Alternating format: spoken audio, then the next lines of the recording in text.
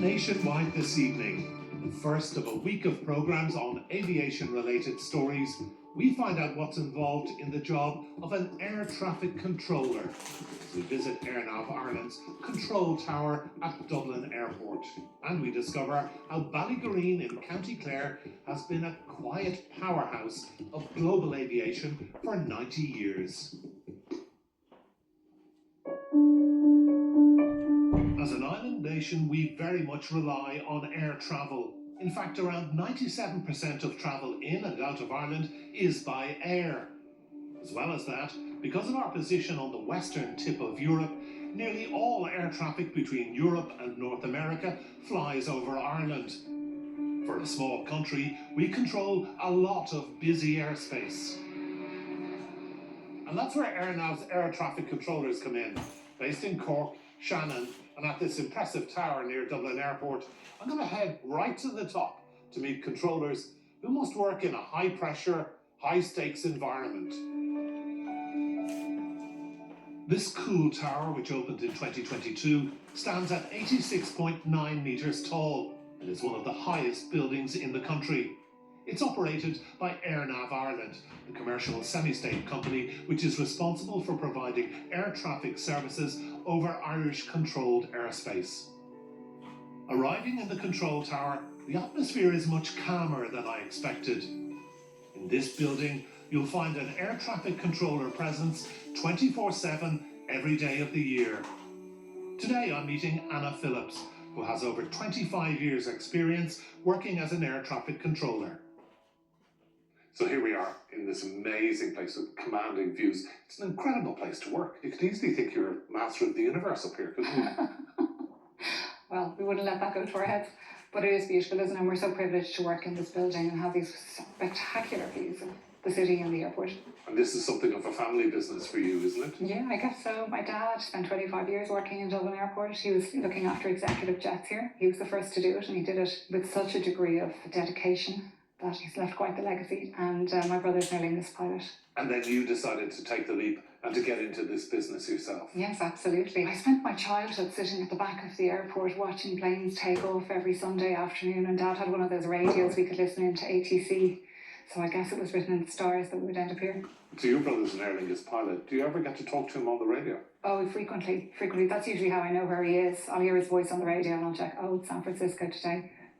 But there's lots of my colleagues who have family members or friends in the aviation business, and we will know each other's voices. Air traffic control is described as social distancing for planes, keeping them apart vertically and horizontally. The job of guiding aircraft in and out of the airport is divided up between different air traffic controllers. Anna, as tower controller, can view aircraft out the window and guides pilots to land and take off on the runways in front of her. In the operations room below, the radar controllers use screens to monitor the aircraft, and they are in contact with the planes outside the vicinity of the airport. Unlike in the tower, you've no windows here to look at, so what exactly is your role in the whole process here? So we're approach sector for Dublin Airport, from UK airspace, from Shannon airspace. So we step them down in descent and sequence the arrivals so that they all arrive 3-5 miles apart depending on the runway configuration. Then for departures, we send them to where they're supposed to go. Eastbound, westbound, it all depends on where the flight plan takes them.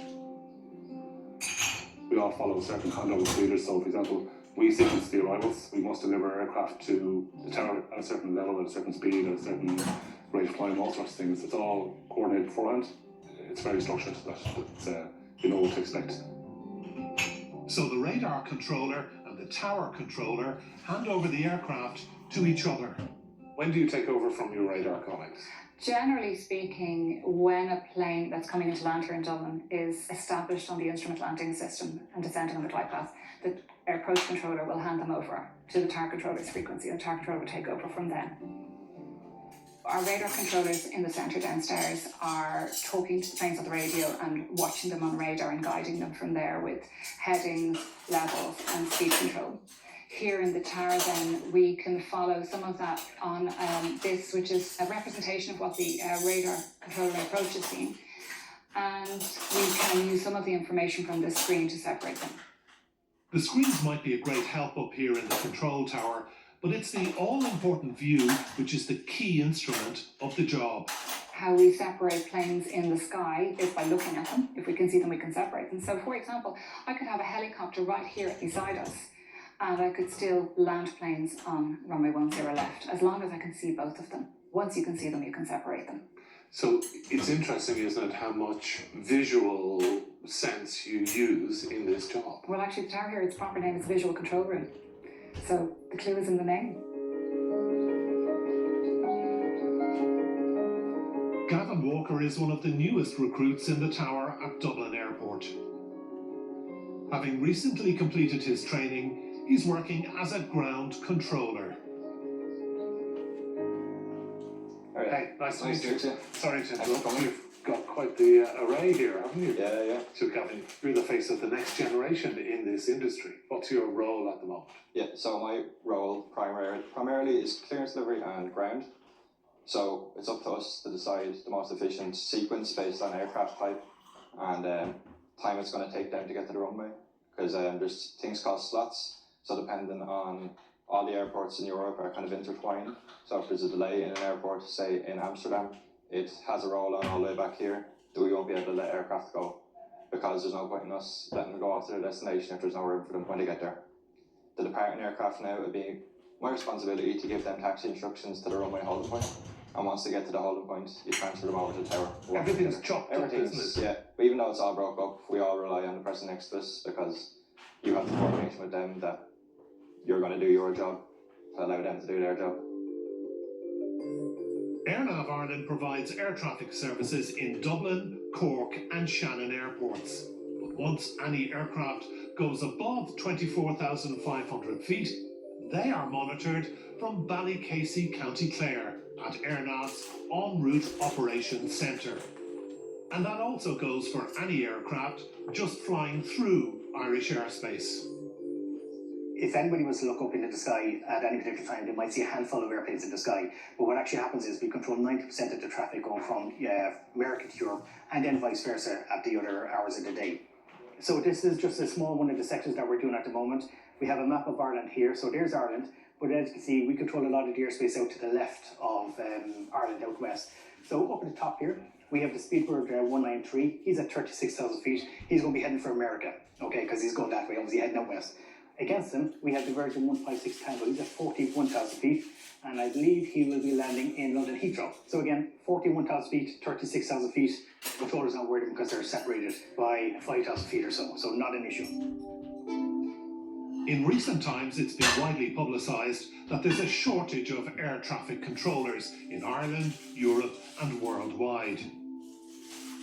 Here at the training centre in Ballycasey, Aidan is one of the instructors working with the trainees. And currently, AirNav are recruiting around 50 students a year. So Shamrock 380 just getting airborne, passing 10,000 feet, heading his way. Exactly. The Shamrock 380 is going to affect him. I guess with COVID and everything, training kind of stopped in and offline industries, and that causes a shortage now where we are at the problem at the moment. We're just short of controllers, short of pilots, short in aviation in general. People who apply for this training course come from a wide variety of different backgrounds. Training takes around 2 years, and Hannah Dunn is soon to get her student licence. So I studied business management in Maynooth, and I was finishing up my degree looking for a job postgraduate. I'd worked in the airport ever since I left school at the weekends when I was in college. So I always had a natural interest in aviation, and I wanted a job along that career path. And I applied for this not really thinking anything of it, but once you kind of do the test, you can see that you actually do have a natural ability for it, and I was lucky enough to succeed and moved in here with the training. So once I get my student licence and go on the job, I'll be able to operate live with an instructor behind me, and once I have enough hours, I'll be signed off as an air traffic controller. So just keep your scan going, keep moving around, make sure everything looks okay. Nathan Roberts is also on Hannah's course and always had his sights set on becoming an air traffic controller. And then we'll take maybe a right turn after that. When I left school, I waited to become 19 years old because that's the minimum age you have to be in order to apply to be an air traffic controller. So the day of my 19th birthday, I applied to become an air traffic controller. As a child, I absolutely loved it. It was a huge interest.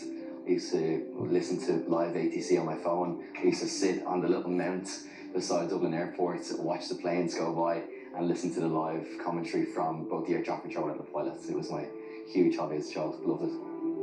The training might be tough, but both Nathan and Hannah are enjoying every minute.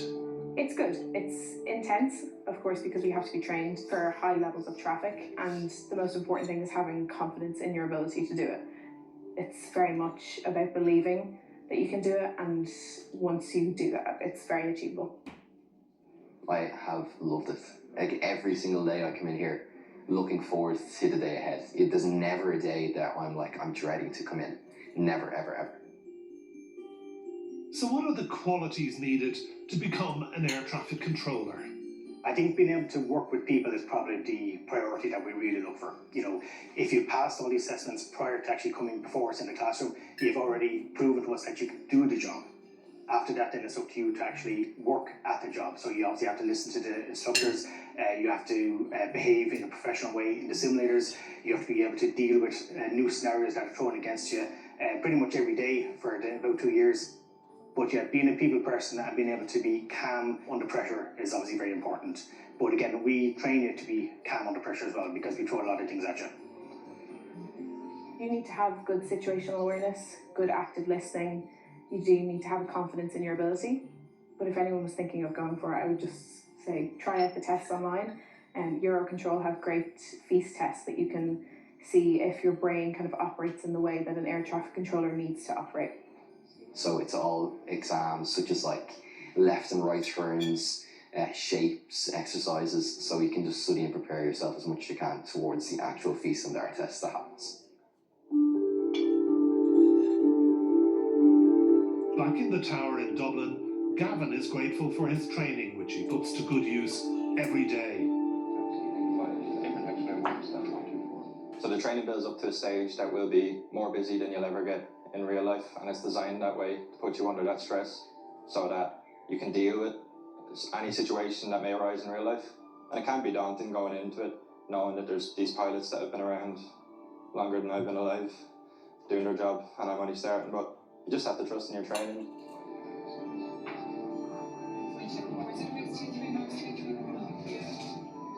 Is it a high pressure environment? Is it a high pressure job? I think pressure is the word. A lot of people think, oh, we're really stressed out of our minds. It's not like that. It's pressure in the moment to deliver, pressure to make decisions, to keep things moving. Because that's what we are. We're like border collies up here. We want to just keep herding the planes and keep them moving. That's the aim of the game. Dublin Airport has changed dramatically over the years, keeping up with passenger demand, which peaked at 36.4 million last year. For Anna, who began working in air traffic control in 1997, things have changed beyond recognition. When I trained first, we trained on an old radar system called Cordia, which was the old black screen with the green labels and the sweep of the radar going around and around. And then in 2004, we brought in our new system, and there's just been versions of that over and over again, which is what this comes from. So this is a big change for us from those, and we couldn't handle the volume of traffic that we're handling here. In the summer, every day, we're over 800 movements a day. Couldn't do that with the old system. We really need this where we can bounce trips to each other around the tower very efficiently. And not only that, you weren't this far up in the sky, were you? Oh gosh, no, the old tower is about 7 stories high, I think, and this one is 3 times the height. The new control tower, along with the north runway, both opened in 2022. That new runway is an utter game changer for us. It's allowed us to segregate our arrivals from our departures, which makes life a lot easier for controllers. We're not trying to squeeze a departure into the sky between 2 arrivals anymore. We have a much easier flow to deal with. All the planes that are taking off go to one runway. All the planes that are landing are on the other runway. They are separated. Life is so much easier. My head is not spinning on my shoulders anymore. But with all this technology, is there a danger that you're going to be overtaken by AI or ChatGPT? Is it going to make an impact here, do you think? If AI can sort out Dublin Airport at 6:30 in the morning on Monday morning, good luck to them. You don't believe it though, do you? I don't believe it at all. Not at all. There's so many nuances to what we do that I just couldn't see it happening. And if you're interested in a career as an air traffic controller, applications are always open. Just check out the website. After the break, we discover how this quiet centre in the west of Ireland has for 90 years been a crucial communications link in global aviation.